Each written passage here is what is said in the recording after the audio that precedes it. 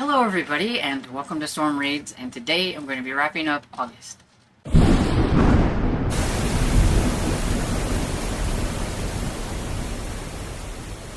Okay, so they say third time's a charm, so hopefully that means that I'm going to get this video done and uploaded, because I've tried filming it and I didn't like how it was going. It was too long for me. I know a lot of people like my rambles, but Editing Stormy doesn't like my rambles and flub ups and goof ups and all that kind of stuff. So I didn't like them, so I'm redoing it, and so hopefully this one goes better. Like my new shirt. Like my new shirt. You can't really see by the top of his head unless I like lean way back or whatever, but I wanted to wear it anyway. Okay, so August. I read 21 books. I thought I did pretty good, considering the fact that I did have quite a few eyeball reading books and everything, so not everything was audiobook. And I did participate in some readathons. I mostly participated in Garb August. I kind of lightly participated in Oldest August, and I participated, of course, in the Murder, She Wrote readathon because I was co-hosting it. I didn't get near as many books in, like, the readathons that I wanted to, but that's okay. I kind of loosely participating in things, even in my own readathons. The first book I have to talk about is For Love or Money by Sophie Ryan. It is the 11th book in the Second Chance Cat series.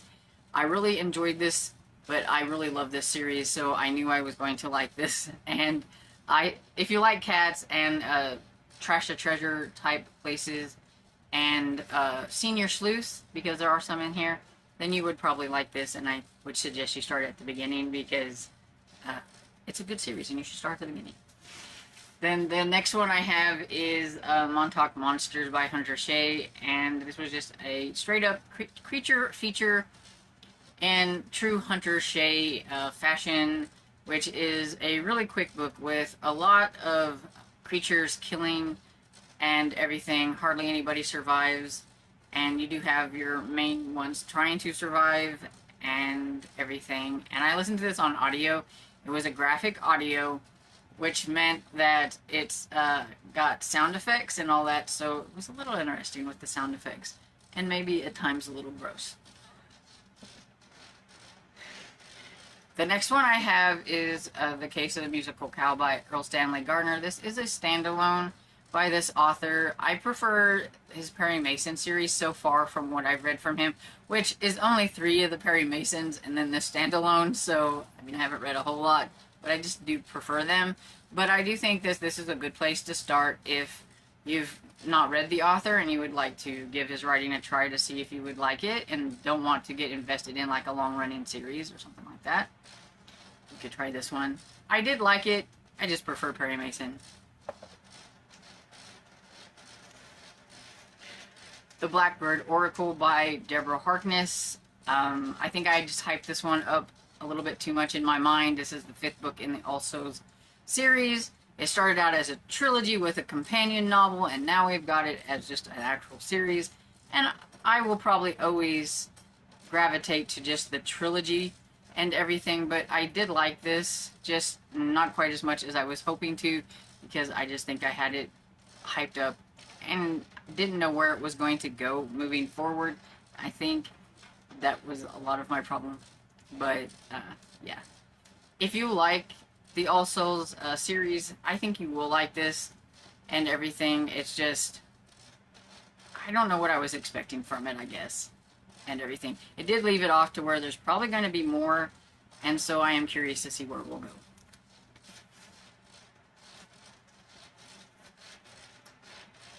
Next we have War Against the Mafia by Don Pendleton. It's the first book in the Executioner series. And this one was just a fun, kind of silly, cheesy at times, men's adventure book. And definitely Garb Augusty. But I still had fun with it. I read for fun and entertainment. I don't read to critique things. I don't read an older book and go, oh, that's just not for modern times. I just read them and go about my day. Yeah, so I just thought it was fun and entertaining, and that's what I wanted to get out of this book, and I will continue with the series at some point.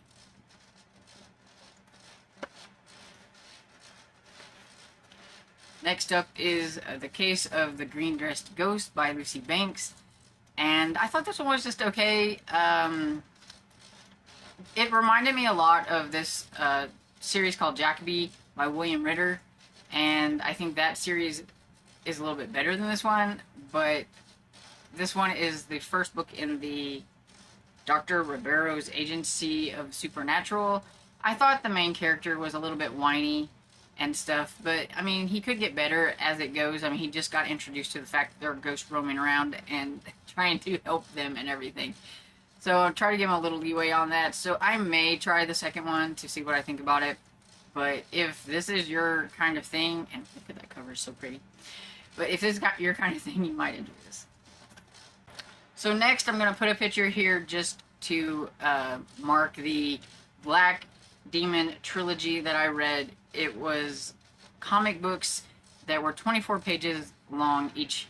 And so they were really short, really easy to get through. And it was kind of an anthology, so I figured I can just put one picture here and be done with it and everything. If you like shark books and mythologies and things like that, you might enjoy this. I was confused most of the time, and they was only 24 pages long. So I don't know. Maybe I just wasn't reading it right, or I don't know.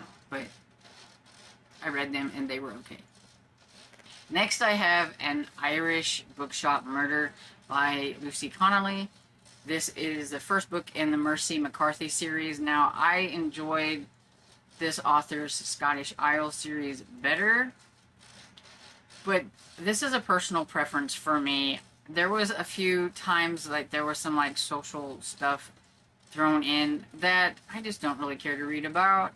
I read for enjoyment. I don't read to critically think anything, or to have things that I see on TikTok and YouTube and the news all the time. I don't need it in my books, and so it was just a me thing.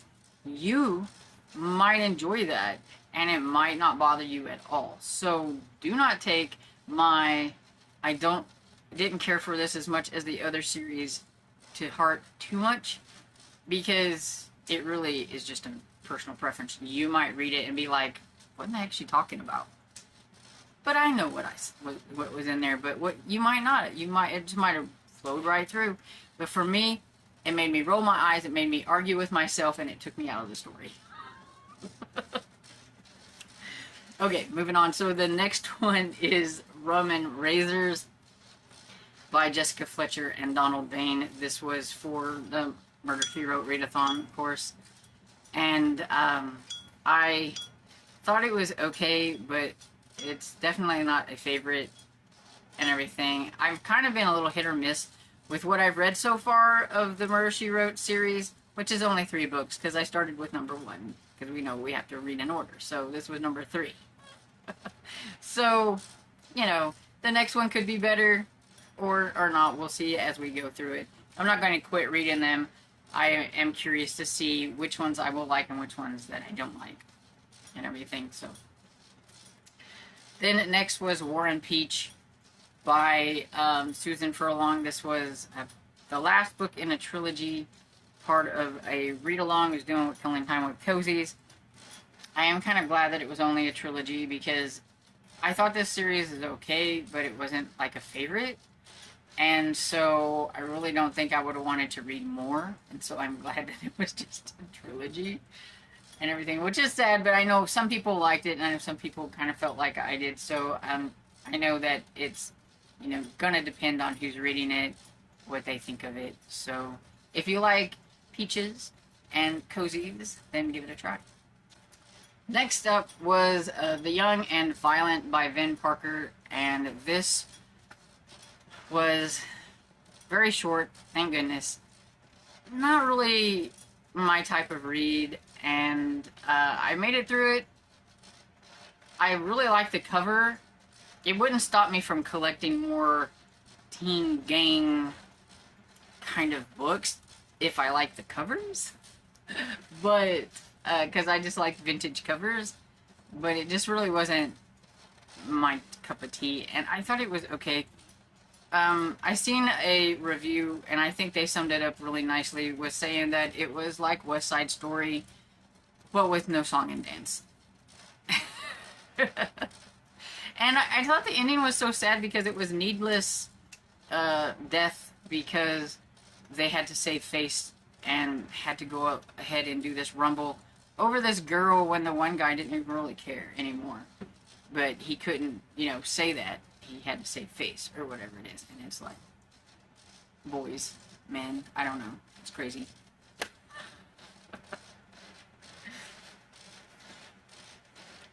Hard Riding Posse by E.J. Hunter. That's it, yeah. E.J. Hunter. This is the third book in the Headhunter series. Yes, I never read number 1 or number 2. Yes, at times I felt like I was missing something with the fact that her father is dead and she's after this outlaw and she's a bounty hunter. I feel like I missed a little bit of character development or whatever. But do I feel like I need to go back? No. Do I feel like I need to go forward from this one? No. This was definitely read for Garb August. It was probably my most garbage book that I read. When a book starts out with sex on the first page, I know it's going to be pretty much garbage for me. It was filled with some really over-the-top, cheesy, like, sex scenes. And then there were some icky scenes, because it would go back to, like, when she first started having sex when she was 13, and I don't care. So gross. I think what I liked about this was the fact that she got kidnapped by this guy who has a caravan of traveling tarts. He takes them from town to town, lets them do their business, and he reaps in the rewards or whatever. And he takes care of them and everything. He wanted her, so he kidnaps her. Well, she ends up getting away and finds out that he has a bounty on his head, and she is a bounty hunter. So she puts him in jail. So now these ladies, they're like, well, what are we gonna do? We have nobody to take care of us. You're gonna have to take care of us. So now she's a bounty hunter with a caravan of traveling tarts. So I was a little curious how that was gonna, play out. And the fact that they wanted to go with her when she was doing the bounty hunting thing, so she taught them how to shoot and everything. And that led to some funny moments. And then there's like the big battle scenes and everything at the end. And it was kind of sad in places because not everybody survives and stuff. So that was kind of sad. And I think the talk of guns, and now I will not pretend that I know anything about guns. I know what a revolver is. I know what a shotgun is. I know the basics of guns. But when it comes to makes and models and things like that, I don't really know. But I don't really necessarily think that every time somebody whips a gun out, I need to know exactly the model of gun it was. So I felt like that was a little over the top. Men, you can let me know. Maybe that is something you want to know in your books. I don't know. But I didn't need to know it. So it was just like, really? We have to tell me what kind of gun this is all over again. And all that kind of good stuff. But yeah, so it was very cheesy and very well for Garb August. It was my most garbagey book. Next up, I listened to Black Mask. It was a Black Mask magazine audio book version. And it had, I think, 6 stories. I think. 1, 2, 3, 4... maybe 5 stories. Okay, so I'll just read off what the stories were. Come and Get It by Earl Stanley Gardner. Arson Plus by Peter Collinson, who is actually Dashiell Hammett. Fall Guy by George Harmon. Doors in the Dark by Frederick Nebel, or Nebel, I'm not sure how to say that. And Lucky by Lester Dent. was some short stories. I don't do necessarily really great with short stories, but with some of these older authors, I feel like the only way to ever sample some of their writing is to read these short stories. And I thought some were better than others. I liked the Earl Stanley Gardner one, but I already know I like him and everything. And some of the other ones were decent, but at the same time, they were like kind of short. Because I mean, I think this was like, I don't know, under 6 hours to listen to, 5 hours or whatever. So I mean, like, they were short stories. There's more volumes, and I will probably give some of the other volumes a try and everything. So I did like it. It just wasn't like a favorite or anything. Next, I have Adventures in Babysitting, which is a novelization by Elizabeth Foucher, and it was based on the motion picture written by David Simkin. And one of the cool things about this is it comes with this, which is a piece from a cassette that has music and everything on it, which I haven't seen something like this in a long time because I haven't owned cassettes in a while. This is a B-52 songs, and the only one I knew was Love Shack, because it's not really the music I listen to, but I just thought that was cool that it was in this, and I'm just going to keep it with it. But this was really cute, definitely really short. It was definitely easy to read with the eyes. The font was quite big, and it had really large margins, so I felt like it was like really small here, so it went really quick. And then I watched the movie to see how they compared, and I thought they went really well together. You can definitely tell that it was expanded into the movie. One of my favorite parts, which is the singing the blues. You know, nobody gets off the stage without singing the blues. Nobody leaves. And so in here it has that part, the blues part, but it's not as long as the part in the show. And the movie part is a lot of fun. It's still fun here. The movie part is a lot of fun. I noticed that they switched some parts around, so when I read this and I was watching it and I was like, wait, those don't match. So I looked back in here and I'm like, yeah, okay, well they took this section and they moved it around here and put that section over there and things like that. But other than that and a few dialogue changes, I thought they went really well together, and that they didn't go too far from the movie or any of that. I know some novelizations are way different than the show that they're based on or whatever, and I don't know whether this came first or that came first, the movie or whatever, so I don't know, but I liked it, and it was fun and nostalgic. Okay, so we are getting into some that I haven't talked about, and so I may elaborate a tiny bit more on them, but not too much because I still don't want this to be a very long video. So we have Homicide at the Haunted House by Beth Dolgener. And this was very short, 192 pages. It's the first book in the Nightmare Arizona series. I listened to this one, and it's a fun, cozy mystery, but if you don't like paranormal, like really paranormal, like there are werewolves, vampires, there was a gargoyle, and things like that, if you don't like that kind of thing, then you won't like this. But if you do like that kind of thing, I think you will have fun with this, because it was fun. This lady, I'm not even going to pretend to remember her name. She'd gotten a divorce from her husband. She's broke. She's trying to make a fresh start. I think she was headed to Los Angeles, but she ends up in Nightmare, Arizona. Her car breaks down, and so she doesn't know how she's going to pay for her car being towed, and all that stuff, and staying at like the little inn that she's staying at there. So she looks on the help wanted board, and she finds this job for needing some help at the haunted house, and she calls them up, and they don't have a clue what she's even talking about, but eventually they came back on the line, and it's like, yeah, sure, come on. And so she goes there, and they tell her that if she can make it through one night, then she could have the job. So she has to tour it, because it is a haunted house, to take the tour with the like regular tourist and see if she can last the night, because, well, not everybody that's in the haunted house is play acting. And everything. And then, of course, there is a dead body, and she has to try to figure out what is going on, because she's the new person in town, so everybody, you know, kind of thinks, what about that new person?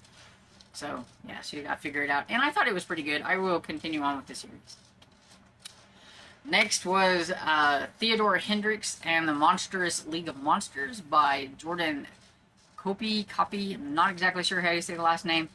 And illustrated by Chris Jevons. And it has some really cute and adorable, like, illustrations throughout the whole thing. And all that stuff. So, yeah, it's very cute. It was short. I really enjoyed it. I had a lot of fun with this. I got this from Simon & Schuster, so thank you, Simon & Schuster, for sending this to me. I have the second book that I am currently already reading that I got sent also, and so I can't wait to get into that one and everything.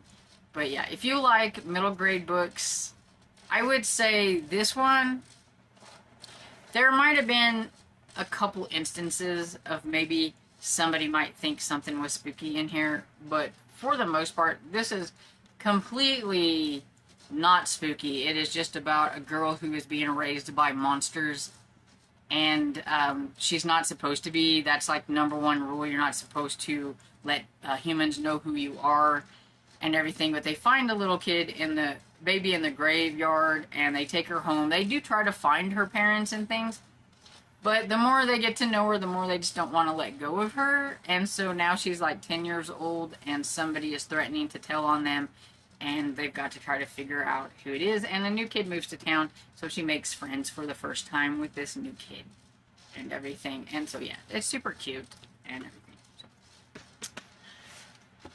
And then next, I have Nightmare in the Backyard by Jeff Strand. This is the second in the Eek series.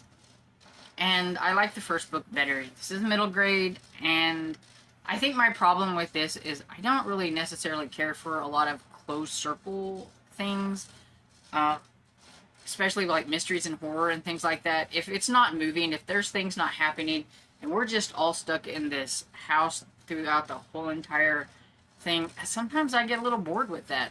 And that was kind of what was happening with this. They were trapped in the backyard by these tentacle looking things that you can see on the cover.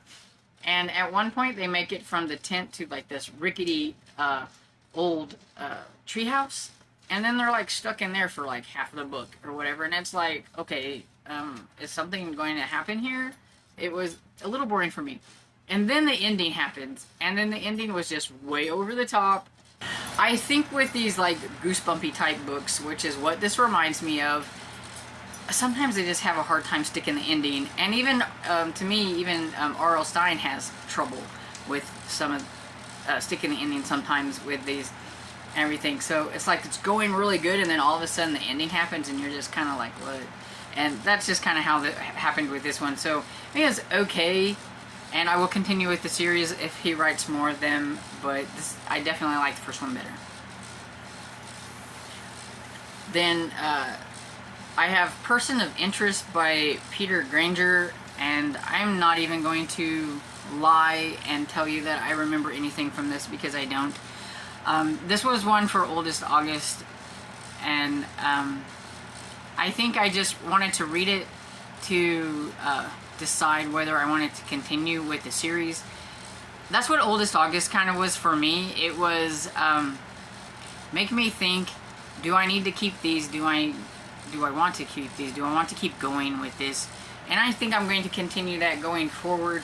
And looking at my series, let's just be real, I have like 300 or so rapidly growing every month series that I am in the middle of. I need to kind of cull it and be like, look, it's been how long and I haven't continued on with this series. Maybe I should just, do I want to start over because I'm not going to remember anything, or do I just want to quit and concentrate on the ones that I am reading or whatever? I need to do that. So I think that kind of is what Oldest August made me start doing.